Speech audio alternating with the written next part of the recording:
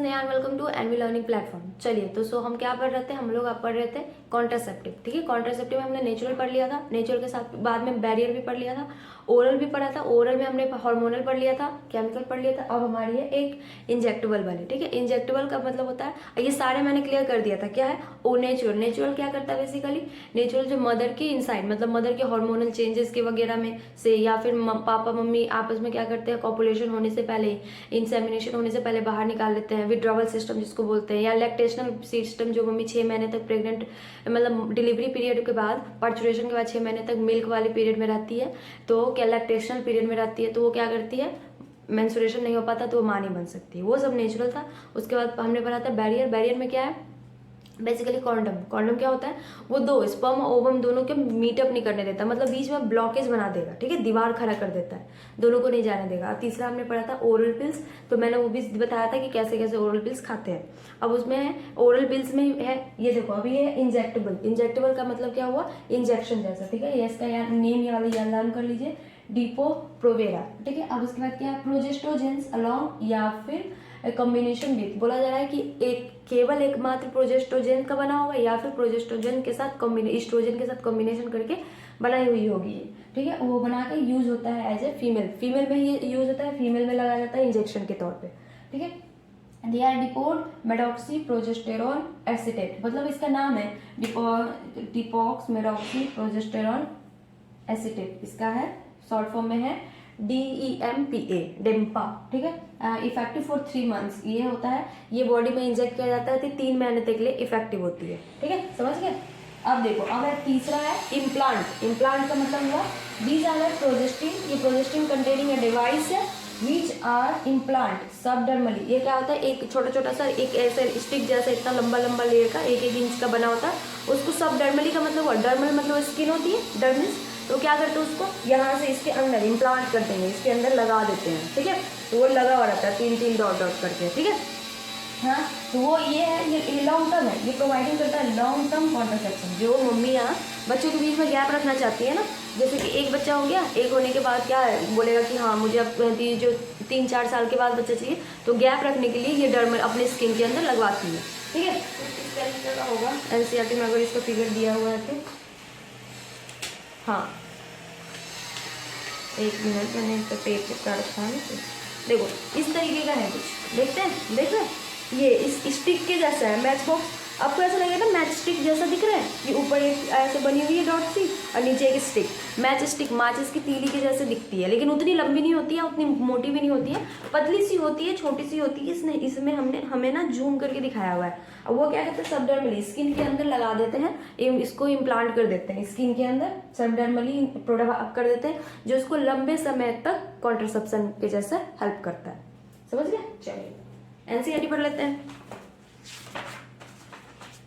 चलिए क्या है, प्रोजेस्टोजेंस अलोन मतलब अकेला और in combination with estrogens can be used by female as injection, injection के जैसे या फिर इम्प्लांट के जैसे, अंडर द स्किन, स्किन के अंदर। क्या their mode of action is similar to that of the pills. इसका जो एक्शन का, जैसे मैंने पिल्स का एक्शन दिखाया है क्या, कि कोई पिल्स होती है जो क्या करती है, ये आपको इम्प्लांट नहीं होने देती, कोई ओवुलेशन एनोवुलेशन मतलब ओवुलेशन नहीं होने देती, कोई क्या करता है किल कर देती है स्पर्म को, तो वो सारे फंक्शंस ये भी करेंगे, सेम ही फंक्शंस है। ठीक है, and their mode of action similar pills के तरह, और effective period are much longer, लेकिन पिल्स के अकॉर्डिंग इसका इफेक्टिव पीरियड है ज़्यादा लंबा होता है। देख लो इसी का, ये 3 महीने, इसका ये सबसे ज़्यादा है 5 महीने तक, 5 साल तक, 3 से 5 साल तक।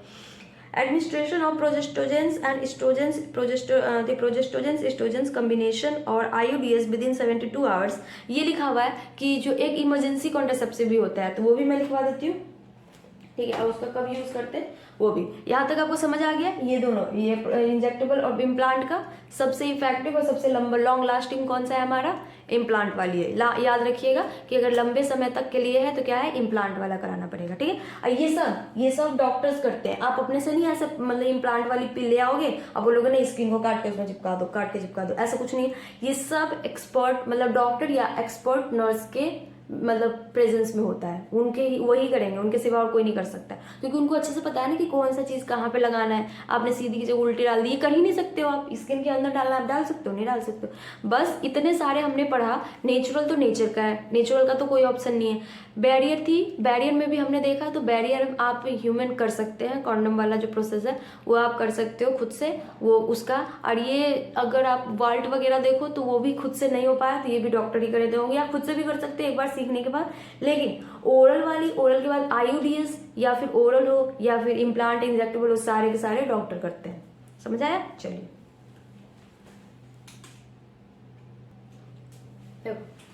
इम्प्लांट है, उसी में एक लाइन और है, नॉट प्लांट। ये जो इसका एग्जांपल है, याद कर लो। नॉट प्लांट इम्प्लांट का ये होता है, ये है जो प्रोजेस्टिन्स ओनली, इसमें प्रोजेस्टिन होता कंटेन करता है levonorgestrel and these are inserted under the skin. वही है जो एक एग्जांपल दिया था, इम्प्लांट का एक एग्जांपल दिया नॉट प्लांट। नॉट प्लांट किस चीज़ का कॉम्बिनेशन है बना हुआ है, ये बस प्रोजेस्टिन का बना हुआ है, लेवोनोजेस्टेरॉल उसमें प्रेजेंट होता है। क्या होता है, लेफ्ट हैंड, मेरा ये लेफ्ट हैंड है, तो वही है लेफ्ट हैंड है, ये लेफ्ट हैंड का अपर आर्म, ये हमें ना यहाँ पे क्या करेगा, यहाँ पे इम्प्लांट कर देगा, ठीक है। ये वाली पोर्शन है ना, इसमें इसको करके डॉक्टर इम्प्लांट कर देंगे, ठीक है, under the skin of left arm upper arm, left upper arm के ऊपर ये इसमें इम्प्लांट कर देगा। तो ये होता है 5 ईयर्स के लिए, 3 to 5 ईयर्स, तो 5 साल के लिए इसमें फिक्स हो जाएगी, ठीक है, 5 ईयर्स।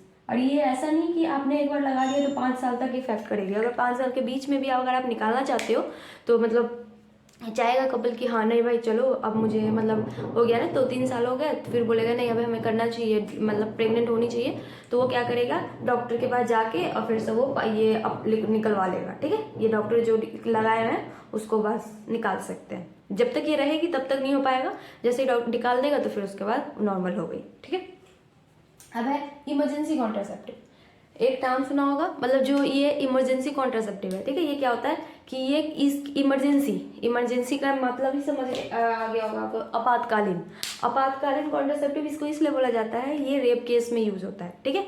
कि जैसे किसी बच्चे का या किसी लड़की का रेप हो गया तो उस केस में थोड़ी ना वो प्रेग्नेंट होना चाहेगी ऑब्वियसली, तो उस केस में यूज होता है। क्या होता है ये, एडमिनिस्ट्रेशन ऑफ द प्रोजेस्टोजेंस और प्रोजेस्टोजन एस्ट्रोजन कॉम्बिनेशन का ही होता है, कॉम्बिनेशन या फिर IUDs विदिन 72 आवर्स, 72 घंटे के अंदर, 72 घंटे के अंदर, ठीक है। क्या करते हैं, 72 घंटे of coitus have been found to be very effective. ये होता है जैसे कि 72 घंटे रेप हुआ, उसके 72 घंटे के अंदर इसको क्या करते हैं, ये वाली पिल्स दे देते हैं। इस पिल्स का नाम है ये माइलफेस्ट्रॉल, नाम माइलफेस्ट्रॉन इसका बहुत इफेक्टिव होता है। ये सिंगल पिल्स होती है ट्रीटमेंट, मतलब एक पिल्स खा के ठीक मतलब खत्म, और उसका हाईली इफेक्टिव है, ठीक है, समझ गया, बहुत ज़्यादा इफेक्टिव है, क्योंकि इमरजेंसी पिल्स है, तो इमरजेंसी में कोई भी चीज़ बहुत ज़्यादा इफेक्टिव होता है ना, तो वो उसको क्या करता है 72 घंटे के अंदर उसको दे देता है इमरजेंसी कॉन्ट्रासेप्टिव के लिए, जैसे खाना खाया उसके बाद। और उसके बाद है they could be avoid possible pregnancy, वही कैस क्यों दिया जाता है इमरजेंसी पिल्स किसके लिए, प्रेगनेंसी हो जाती है रेप केस के अकॉर्डिंग, रेप केस पे, या फिर कैजुअल अनप्रोटेक्टेड इंटरकोर्स, या फिर कोई फीमेल ही है उसका इंटरकोर्स किया, वो चाहती नहीं है मतलब प्रेग्नेंट होना, तो उस केस में भी। लेकिन बेसिकली इमरजेंसी का मतलब वही हुआ कि वो जो रेप वगैरह होती है उस केस में इसको दिया जाता है, समझ गया। चलिए नोट कर लो, या चलिए चलो पढ़ लेते हैं। एडमिनिस्ट्रेशन ऑफ प्रोजेस्टोजेंस या प्रोजेस्टोजेंस एस्ट्रोजेंस कॉम्बिनेशन और IUDs within 72 hours of coitus have been found to be very effective as emergency contraceptive as they could be used to avoid possible pregnancy due to rape or casual unprotected intercourse। वही इसी को emergency pregnancy कहते हैं, समझ गया, समझा दिया सब मैंने। चलिए देखिए कुछ साइड इफेक्ट्स भी होते हैं कॉन्ट्रासेप्टिव के, ठीक है। तो ये लर्न कर लो, मतलब बहुत केस में नहीं, रेयर केस में हो जाते हैं। साइड इफेक्ट है न्योजिया, न्योजिया का मतलब होता है मन घूमना, चक्कर आना वगैरह वगैरह, ठीक है, मन मिचमिचाना नहीं होता वैसा हो जाएगा। एब्डोमिनल पेन, पेट में दर्द हो जाएगी, ठीक है। उसके बाद है ब्रेक थ्रू ब्लीडिंग, बोला जा रहा है कि ब्लीडिंग भी होने लगेगी, अगर टूट जाएगा, फट जाएगा जहाँ पे लगी हुई है तो वो ब्लीडिंग होने लगेगी। इरेगुलर मेंस्ट्रुअल साइकिल क्या है आपका, टाइम पे नहीं होएगा, ठीक है, और ये तो डेंजर है। ब्रेस्ट कैंसर भी बहुत लोगों में हो जाता है, बहुत लेडीज इसका भी शिकार हो जाती है, ठीक है। चलिए हमेशा नहीं है, साइड इफेक्ट्स है तो सब में नहीं होते, लेकिन होने के चांसेस होते हैं, तो आपको लिखवाना तो पड़ेगा ना। इसे देख के इसको डर मत जाना कि हाँ ब्रेस्ट कैंसर।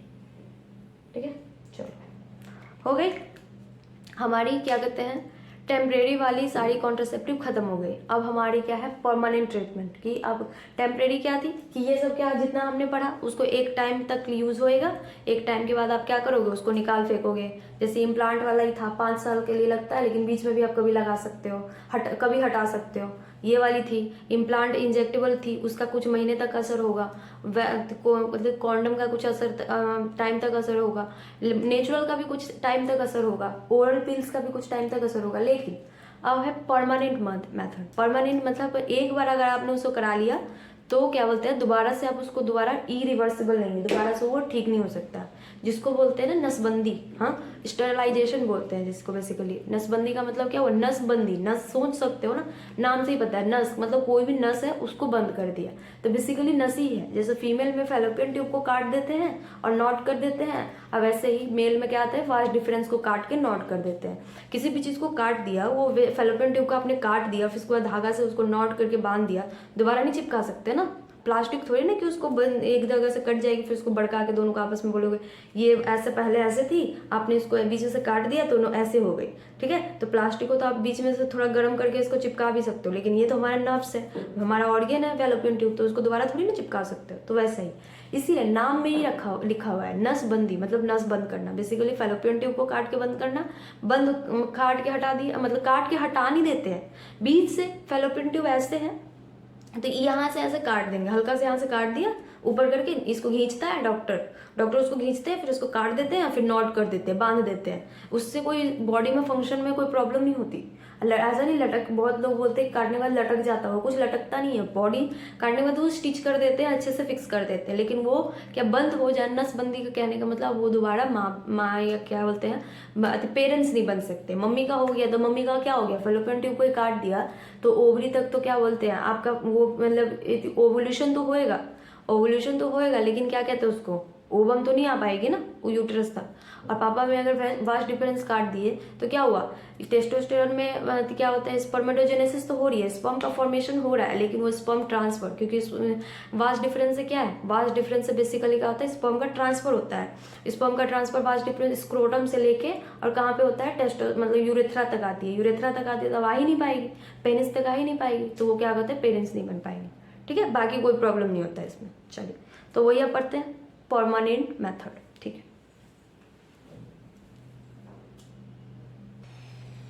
देखो परमानेंट मेथड, इसको हम टर्मिनल मेथड भी बोलते हैं। टर्मिनल मतलब हो गया अब इसके आगे कोई एंड, ये एंड, टर्मिनल का मतलब होता है एंड पॉइंट, इसके आगे कोई प्रोसेस नहीं होगी। ठीक है, आगे रास्ता बंद है, टर्मिनल क्या बोलते हैं उसको कि आगे टर्मिनल आ रहा है, टर्मिनल आ रहा है क्या मतलब आगे रास्ता बंद है, यहीं तक है बस। हो गया। सर्जिकल मेथड है जिसको हम स्टेरलाइजेशन भी बोलते हैं। ईट ब्लॉक, ये क्या करता है, it block the gamete transport and thereby prevent conception. क्या करता है ये कि ये गैमेट का ट्रांसपोर्ट, जैसे कि हम जो भी काटो, फैलोपियन ट्यूब काटो या वास्ट डिफरेंस काटो, क्या करेगा ये ट्रांसपोर्ट के लिए ये हेल्प, बेसिकली फैलोपियन ट्यूब या वास्ट डिफरेंस है तो उसी को काट दे, ट्रांसपोर्ट गैमेट के ट्रांसपोर्ट में हेल्प करता था तो अब नहीं कर पाएगी, जिसकी वजह से क्या होगा कंसेप्शन नहीं हो पाएगा। These techniques are highly effective, ये टेक्निक बहुत ज़्यादा इफेक्टिव है, हाईली इफेक्टिव है, but their reversibility is very poor. लेकिन आप सोचो कि एक बार हमने एक टाइम तक कटवा लेते हैं फिर उसके बाद हम दोबारा से जुड़वा लें तो ये नहीं पॉसिबल है, ये बहुत मतलब ना के बराबर ही मान लो इसको। ठीक है, चलो अब हो गया। पहला पढ़ते हैं वैसेक्टोमी। वैसेक्टोमी किस में होता है, मेल में। क्या है, it is a permanent method for conception of for male, male के लिए है।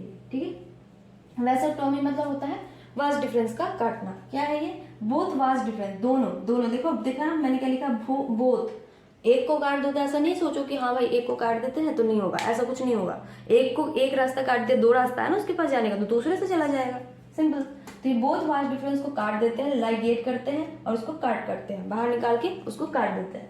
It is a minor surgical procedure, ये हल्का सा छोटा सा एक सर्जिकल प्रोसीजर है। पहले आपके टमी के एरिया पे कट लगाएगा, उस डॉक्टर को पता होता है कि वास्ट डिफरेंस कौन से पोजीशन पे है। अगर आपका एरिया है कि आपका बॉडी ऐसा है कुछ यहाँ पे आ गया, मैं नीचे साइड पे बॉडी का बता रही हूँ, ऐसे लेग निकलेगी, तो डॉक्टर को पता है कि ये वाले एरिया में कहाँ पे आपका वास्ट डिफरेंस कैसे लटक रहा है। ठीक है, तो वो डॉक्टर वहीं पे कट लगाएंगे और कट लगाने के बाद उसको जो अपना कोई भी इक्विपमेंट होती है उनकी ना, उनसे इंस्ट्रूमेंट निकालेंगे और उसको कट करेंगे, फिर लाइगेट करेंगे, फिर स्टिच लाइगेट करके टाई वगैरह करके और फिर उसके अंदर डाल देंगे, फिर ऊपर से टाका मार देंगे, हो गया। समझ रहे हो? यही हल्का सा सर्जिकल मेथड है, प्रोसीजर है। ठीक है, चलिए लिख लो यहाँ तक, फिर आगे देखते हैं।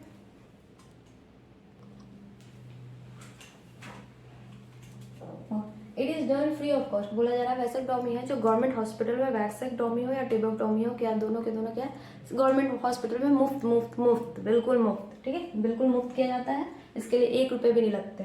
ठीक है, और इसका क्या है, स्पर्म, इसमें स्पर्म प्रोडक्शन कंटिन्यू। जो लोगों को होता है ना कि वैसेक्टोमी कराने के बाद क्या होते हैं, स्पर्म में कोई चेंजेस वगैरह कुछ नहीं है। प्रोडक्शन तो कहाँ हो रहा था, आपका प्रोडक्शन तो स्क्रोटम में हो रहा है ना, सेमिनिफेरस ट्यूब्यूल्स के अंदर, तो उसमें क्यों चेंजेस होंगी? ये तो बस उसका रास्ता बंद हो गया। घर है, देखो एक नॉर्मल सा घर है जिसमें आपका मान लो कि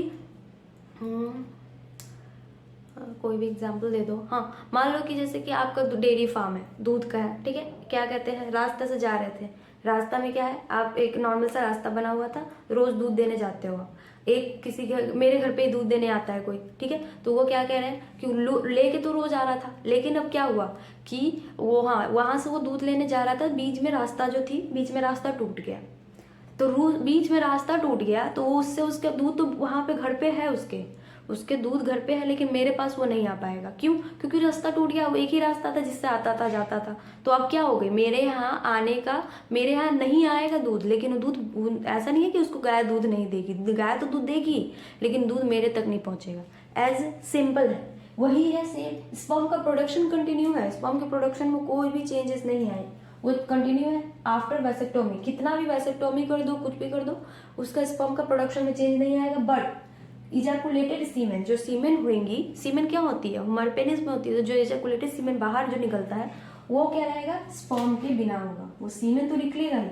सीमेन क्या था हमारा, सीमेन में सारे के सारे ग्लैंड्स वगैरह जितने भी डक्ट्स थे, सेमिनिफेरस ट्यूब्यूल्स, इजैकुलेटरी डक्ट, या फिर मतलब seminiferous tubules, bulbo urethral gland, ये सब जितने पोस्टेड ग्लैंड, उस सब का जो ये था, ग्लैंड से जो निकलने वाली जो हार्मोन्स वगैरह के साथ साथ जो लिक्विड फ्लूइडी थी, उसी को हम सीमेन बोलते हैं। अब वो सीमेन तो रिलीज हो गई क्योंकि वो डक्ट वगैरह में तो कुछ चेंजेस नहीं हुआ, लेकिन उसके साथ वास्ट डिफरेंस जो स्पर्म लाता था पूरा मिक्स होकर जो निकलती थी, तो वो नहीं। अब सीमेन विदाउट स्पर्म आएगा, समझ रहे हो? सीमेन रिलीज होगी लेकिन सीमेन के साथ स्पर्म नहीं होगा, क्योंकि सीमेन का मेन फंक्शन था लुब्रिकेशन में हेल्प करता था, बाहर की बैक्टीरिया वगैरह को किल करने में हेल्प करता था, वो तो जिंदगी भर करेगा, लेकिन अब सीमेन में स्पर्म नहीं होगी। समझ गया? अब ये it is not very effective immediately. बोला जा रहा है कि ये जो आप सोचो कि आपने आज अपना ट्यूबेक्टोमी करा दिया, ठीक है, वैसेक्टोमी या ट्यूबेक्टोमी तो इमीडिएटली होती है, ट्यूबेक्टोमी तो बहुत इमीडिएट है, लेकिन आज सोचा कि आज ने किसी लड़के ने, किसी आदमी ने वैसेक्टोमी कराया, और कल वो रिलेशन बनाएगी तो उसकी मतलब वो मदर प्रेग्नेंट हो सकती है, उसकी वाइफ प्रेग्नेंट हो सकती है।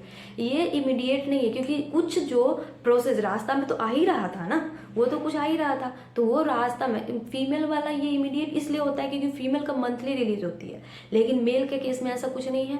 मेल के केस में हर दिन सिक्रीट होता है, हर दिन स्पर्म का फॉर्मेशन होता है, हर दिन स्पर्म रिलीज आउट होता है, तो इसके लिए ये इमीडिएट नहीं है, क्योंकि जब तक कुछ रास्ते में है, कुछ उसके सीमेन में आ चुके हैं, तो वो सब जब तक अच्छे से खत्म नहीं हो जाता तब तक चांसेस है प्रेग्नेंट होने का।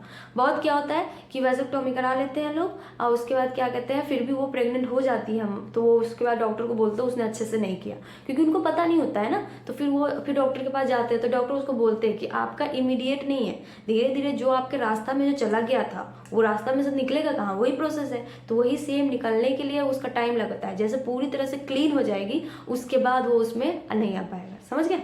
चलिए अब है हमारा ट्यूबेक्टोमी। ट्यूबेक्टोमी क्या है, ये भी परमानेंट मेथड है, लेकिन किसके लिए है, फीमेल के लिए, ठीक है।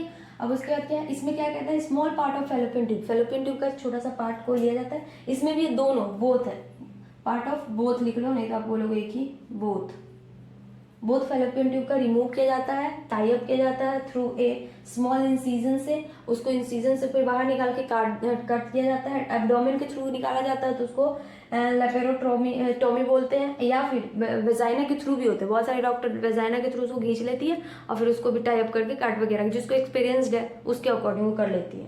समझ गए। या फिर ये वाला जो था, मेल में तो कोई ऑप्शन नहीं है, एब्डोमेन से ही काट के निकालेगा, लेकिन वेजाइना के थ्रू, फीमेल में वेजाइना के थ्रू भी निकालते हैं या फिर बाहर एक कट करके एब्डोमेन के थ्रू भी कर सकते हैं। समझ गए, चलिए नोट कर लो। चलिए हो गया। अब देखो ये लिख दिया मैंने कि ट्यूबेक्टोमी क्या होता है, इमीडिएट इफेक्टिव है, मतलब वो आप ही कराया उसके बाद इमीडिएट इफेक्टिव हो जाएगी। सही बस समझ गया, बता दिया कैसे, क्योंकि एक मंथ में एक बार ही रिलीज होती है, दोनों मंथ में, एक मंथ में इसमें से एक मंथ में इसमें, दोनों में से साथ में नहीं होते, अल्टरनेट होती है, तो दोनों को इसीलिए काटना पड़ेगा। अब उसके बाद है मेंस्ट्रुअल साइकिल कंटिन्यू। इसका मेंस्ट्रुअल साइकिल से कोई नाता नहीं है, मतलब मेंस्ट्रुअल साइकिल कंटिन्यू तो हो गई। मेंस्ट्रुअल साइकिल क्या था, जैसे ओवुलेशन, ओवरी में फंक्शन हो रही है, उसके अल्टरनेट हमारे यूट्रस में फंक्शन हो रही है। ओवरी में से ओवुलेशन हो जाएगा, उससे पहले उसका पूरा घर बन रहा है, बच्चा आए ना आए, बच्चा नहीं आता है, जाइगोट नहीं आता है, फॉर्मेशन नहीं होती है, इसके वजह से यूट्रस में से क्या होता है, आपका मेंस्ट्रुएशन होता है, कि मतलब वीपिंग ऑफ द यूट्रस, मतलब आपका जो एंडोमेट्रियम लाइनिंग है वो टूट जाता है। तो वो तो होगी ही ना, क्योंकि वो उम्मीद हमेशा, जब तक एक एज है मतलब 40-45 साल, मैक्सिमम 50 साल, तब तक यूट्रस उम्मीद लगा के रखता है कि आएगा। जैसे आप पहले क्या बोलते हैं उसको, नॉर्मल से प्रेगनेंसी से पहले आपका नॉर्मल पीरियड हो रहा था, ओवुलेशन नहीं हो रहा था, वैसा ही होगा, कोई प्रॉब्लम चेंजेस नहीं होंगे, मेंस्ट्रुएशन होता रहेगा, क्योंकि आपने बस रास्ता चेंज किया, ओवरी नहीं, मतलब ओवम को नहीं आने दे रहे हो, ओवम नहीं आ रहा है तो ना फर्टिलाइजेशन होगी, कुछ दिन तक, जितना दिन तक रहना है उतना दिन तक रहेगा, धीरे धीरे धीरे धीरे फिर टूट जाएगा, फिर आपका क्या कहते हैं, normal weeping of the uterus means menstrual cycle continue हो जाएगा। समझ रहे हो, तो वो रहेगी।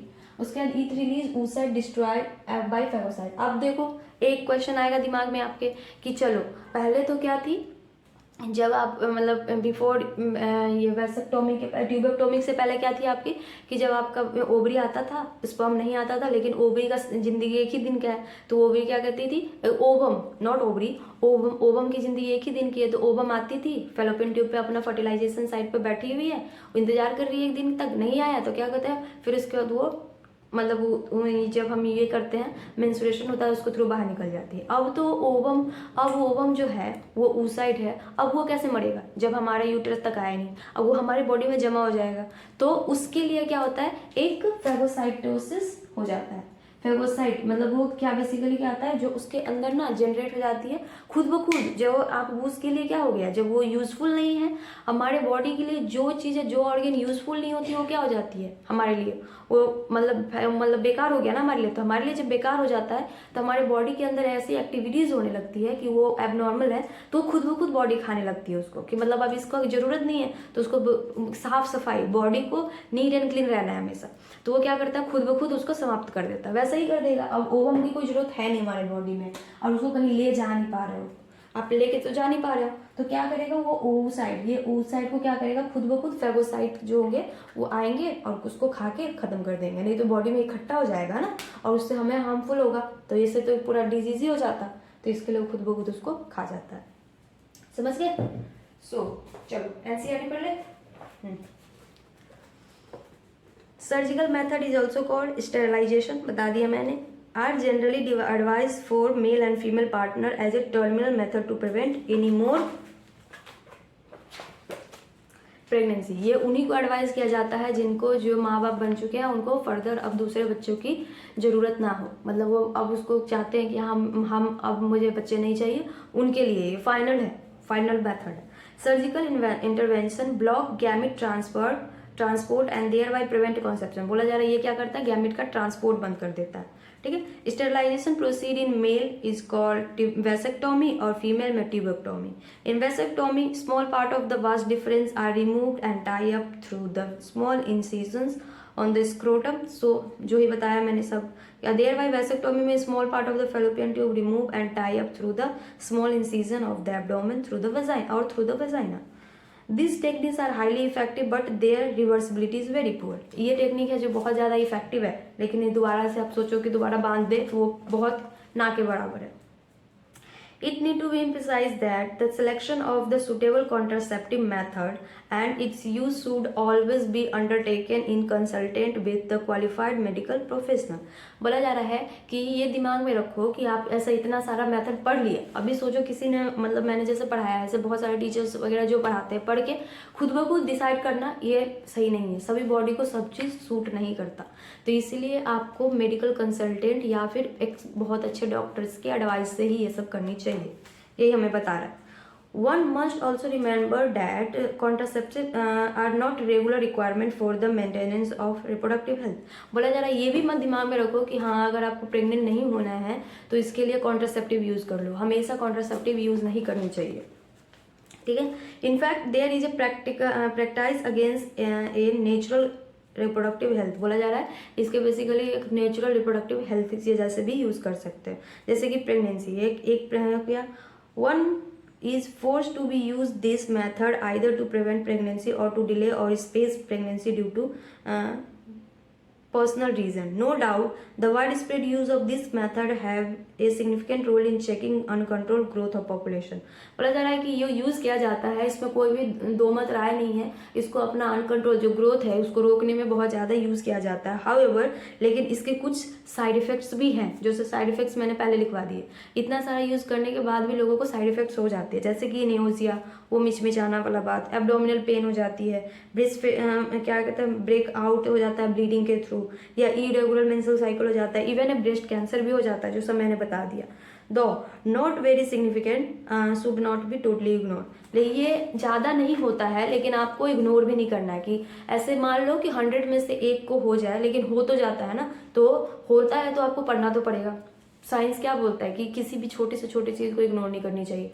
ये छोटी चीज़ ही लग रही है आपको, लेकिन इग्नोर नहीं, क्या पता उस 1000 में भगवान न करे लेकिन आप आ जाओ 100 में, तो पढ़ना तो पड़े, जानना तो नॉलेज आपको चाहिए ही, ठीक है। हो गया, दैट्स इट, ये हो गई हमारी। चलिए